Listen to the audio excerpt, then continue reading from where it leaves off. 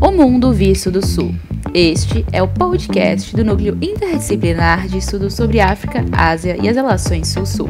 Este episódio faz parte da série Descomplexificando a Academia, NIEAS, UFRJ.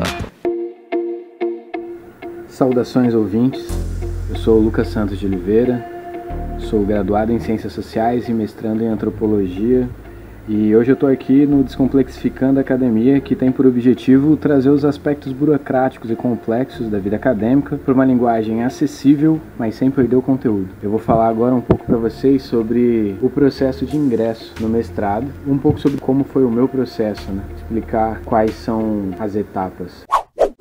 A primeira etapa, sem dúvida, é escolher qual programa você vai participar do processo seletivo, porque cada universidade tem o próprio edital com as próprias regras, e com as próprias delimitações, principalmente aspectos que você tem que ficar atento, que é se o programa exige necessariamente um pré-projeto ou um projeto já formatado por você, para que você defenda esse projeto durante o processo seletivo e o apresente como parte inicial do seu ingresso, ou se, no caso, você não precisa apresentar projeto nenhum, mas passa por outras etapas num processo seletivo que não conta com essa etapa de análise de projeto. Eu digo que essa parte do edital é muito importante, principalmente para essa fase de preparação, Afinal de contas, a prova do mestrado ela ocorre num dia, mas o resultado dela depende de tudo aquilo que você faz antes dessa prova, É muito importante a gente ficar muito atento às datas que os editais elencam para a realização de cada etapa e também atentar para aqueles pré-requisitos,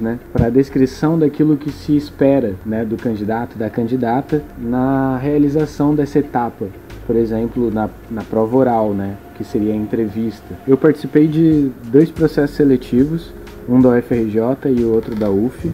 Eles foram em períodos diferentes, mas foi no meu último período da graduação e, principalmente devido a esse aspecto, eu acredito que tenha sido no melhor momento para realizar as provas, Por quê? Porque eu já tinha feito algumas disciplinas voltadas para metodologia das ciências sociais, e também as disciplinas específicas da própria monografia, que me ajudaram a organizar o que seria um projeto para essa etapa já, de escrita, mas o ponto principal era essa organização da estrutura de um projeto mesmo, coisa que eu consegui no meu último período de graduação mesmo.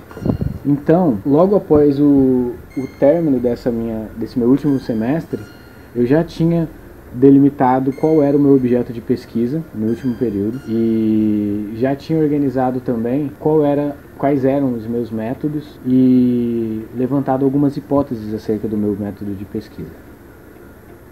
Então, para o processo seletivo, por exemplo, da UFRJ, foi necessário criar um pré-projeto, Eu mostrei para a banca aquilo que eu já havia desenvolvido, inicialmente como um trabalho monográfico, mas que pretendia se tornar um projeto de mestrado. Então, eu fiz lá toda uma estrutura explicando quais eram os meus objetivos, qual era o meu objetivo de pesquisa, qual o meu objeto, quais são os meus sujeitos de pesquisa, qual a metodologia que eu vou trabalhar. E é muito importante que se possível, você, de acordo com o programa, com a universidade, tente alinhar ali a sua bibliografia com os autores da área do programa que você pretende ingressar, É muito importante isso. Nessa primeira fase do projeto, eu encaminhei para o processo seletivo, ocorreu tudo certo. Na verdade, eu passei nos dois processos seletivos, tanto da UFRJ quanto da UF, e acabei escolhendo o da UF.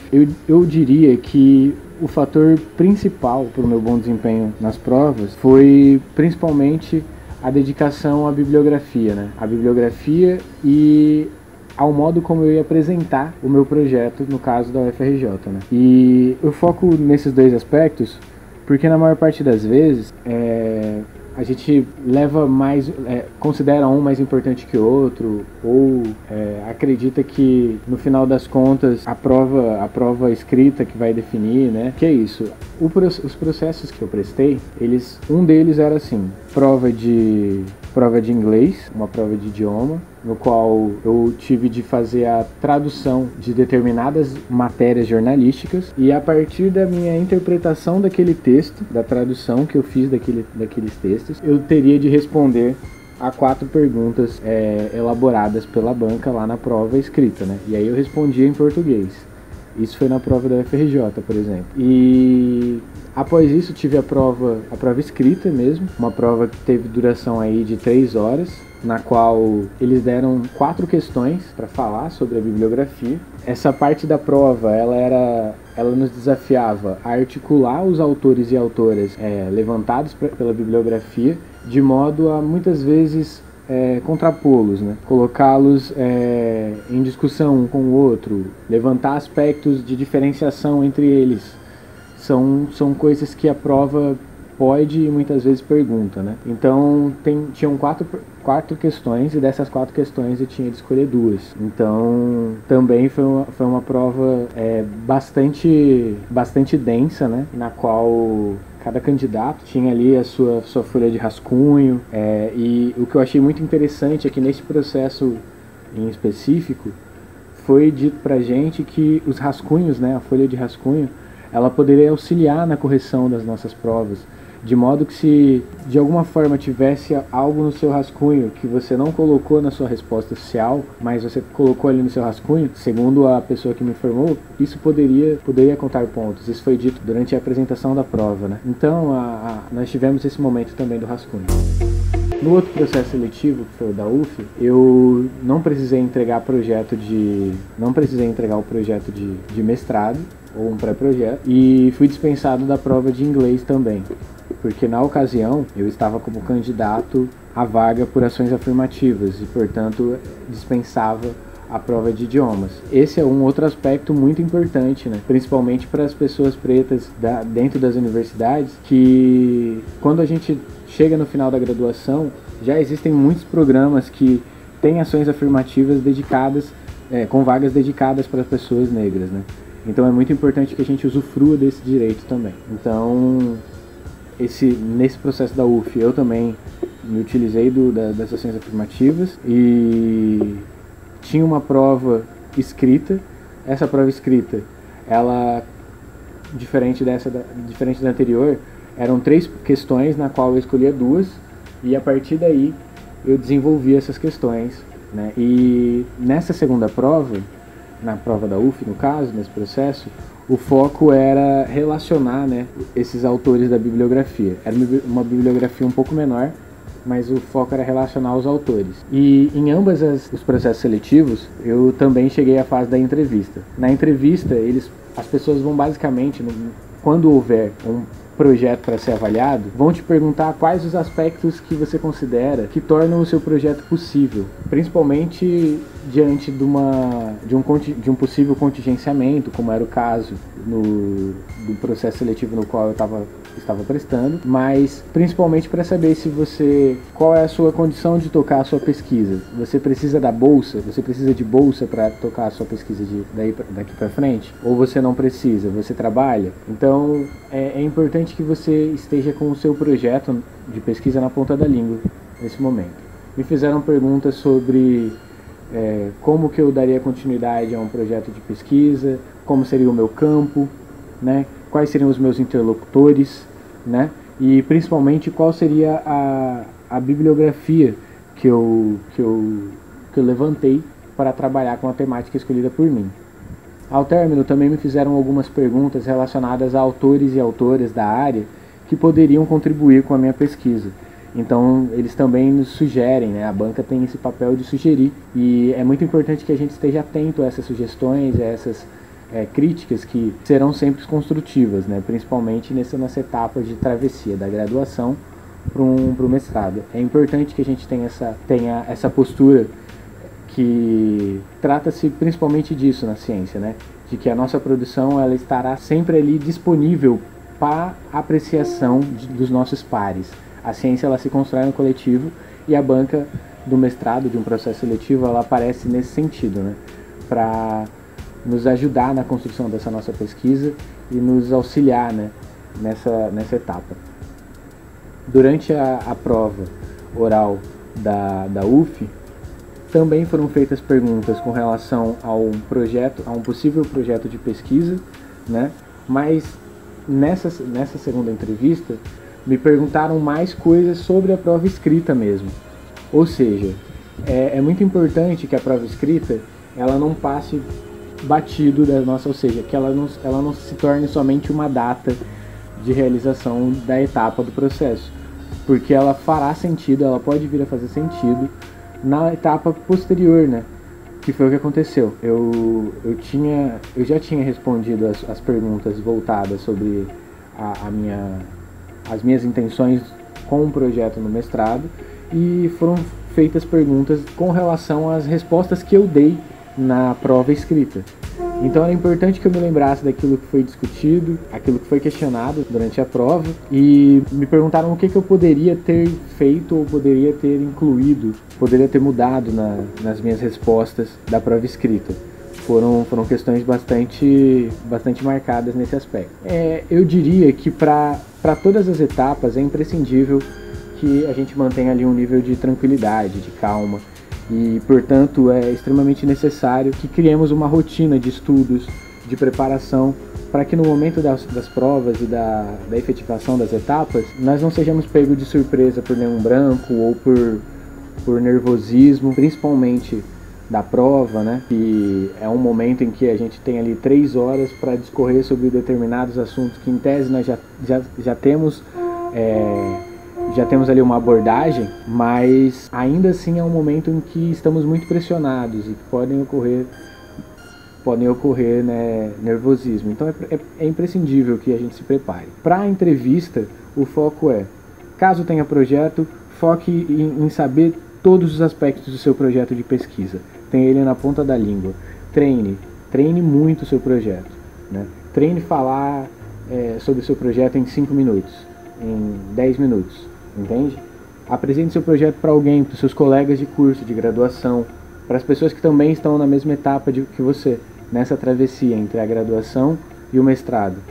Eu, durante o meu período de preparação para o mestrado, eu contei com a ajuda de alguns amigos e foi sem dúvida fundamental para que eu tenha passado tanto pelo processo seletivo com o êxito de ingressar no mestrado, como por ter conseguido concluir cada etapa com a tranquilidade necessária para alcançar o objetivo que era ingressar, né?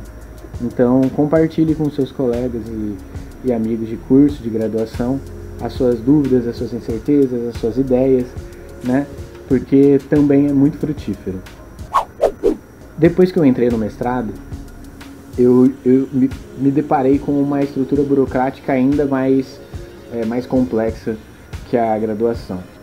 É uma estrutura que eu diria que ela é independente da graduação, né? O mestrado ele tem um ritmo bastante acelerado e esse ritmo ele é cadenciado pelos prazos. Antes, no período de preparação, eu já anotava, mas agora no período em que eu vivencio o mestrado, eu noto quantos prazos eles delimitam e determinam, né, quais são as tarefas que eu devo prestar mais atenção inicialmente, ou as tarefas que eu preciso executar com urgência, né? Porque enquanto bolsista de mestrado, eu também tenho de seguir algumas regrinhas, né?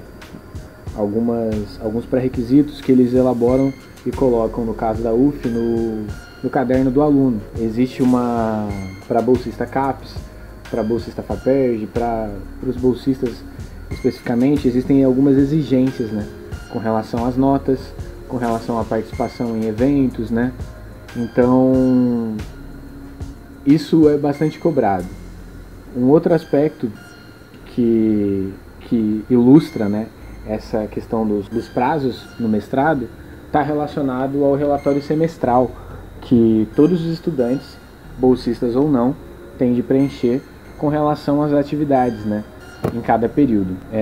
Eu já estou no meu segundo ano, né, de mestrado e já preenchi os relatórios. Esses relatórios eles têm por objetivo compreender qual é a nossa atuação dentro do mestrado e o que a gente está fazendo. Eles perguntam sobre os eventos, sobre a participação em congressos, né, apresentação de trabalho, coisas assim, publicações. E é muito importante que a gente corresponda a esses prazos, sobretudo no caso dos bolsistas, para que não haja nenhum tipo de complicação burocrática junto ao programa, né? Porque no meu caso eu também sou representante dos estudantes do mestrado no colegiado e eu tenho acesso a essas discussões que são voltadas basicamente à organização da rotina dos discentes, né, de nós discentes, para que a gente possa cumprir esses prazos.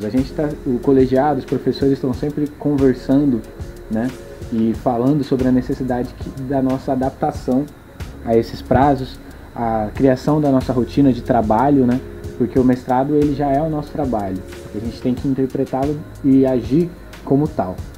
Então é de extrema importância essa atenção. Durante o primeiro ano do mestrado eu tive contato com as disciplinas optativas, né, e parte das obrigatórias. Por conta da pandemia, né, o meu mestrado está sendo também através de atividades remotas, né, assíncronas e síncronas. Então o que acontece é que eu estava tendo diversas aulas durante a semana, que eram essas das disciplinas optativas, e no primeiro semestre, e a partir do segundo semestre eu já tive as outras disciplinas obrigatórias, né, 2020.2. Este ano eu vou começar a última disciplina obrigatória, que por conta da pandemia teve de ser deixada para esse primeiro período de 2021, e já ingressei também numa outra obrigatoriedade, que é para os bolsistas, e no caso para os bolsistas aqui na UF, que é a realização do estágio docência.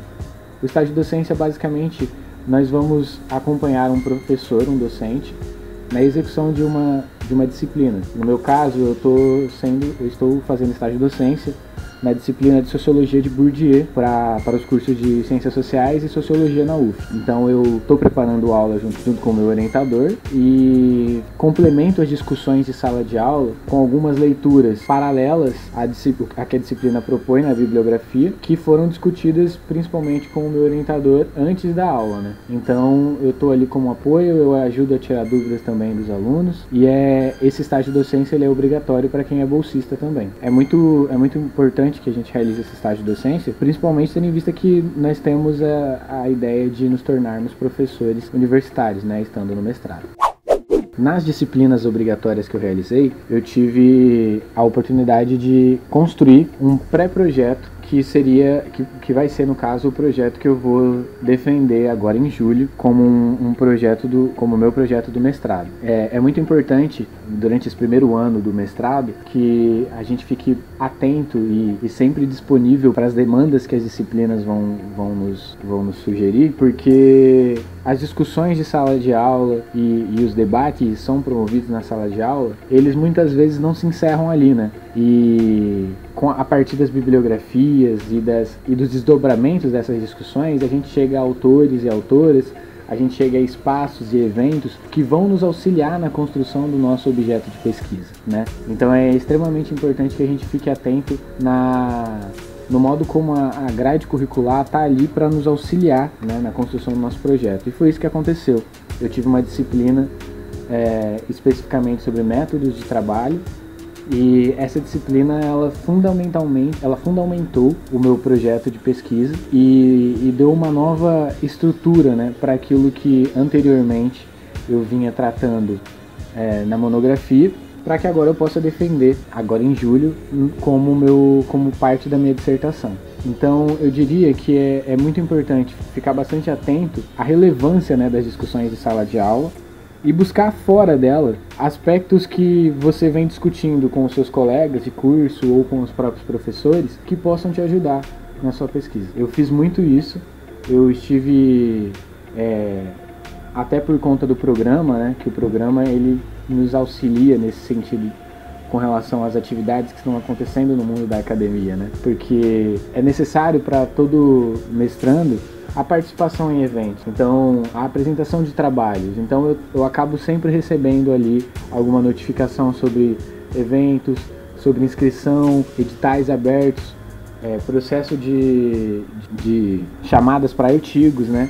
Então, durante todo esse primeiro ano, foi importante para a organização e para a estruturação do meu projeto de pesquisa a participação na sala de aula, mas também uma participação fora dela, né? Mesmo no período pandêmico, estar atento aos eventos, aos congressos, buscar trabalhar as etapas da minha pesquisa a partir de artigos, né, e apresentá-los nos eventos, que foi o que eu fiz e o que eu venho fazendo, para chegar na fase da banca da dissertação, tendo já maior segurança com aquilo que vai ser apresentado e, por consequência, né, obtendo assim êxito na apresentação da dissertação, conseguindo a aprovação dos nossos pares. Afinal, todos nós queremos nos tornar mestrandos, né, mestres, né? Então, a ideia é cumprir cumprir essa etapa de preparação, de estruturação do projeto com tranquilidade, para quando for chegar o momento de apresentar, ele está bem estruturado e em condições de receber uma boa avaliação. Bem, pessoal, eu acredito que é isso e espero ter contribuído, colaborado com vocês nessa etapa que é tão importante da nossa vida, né?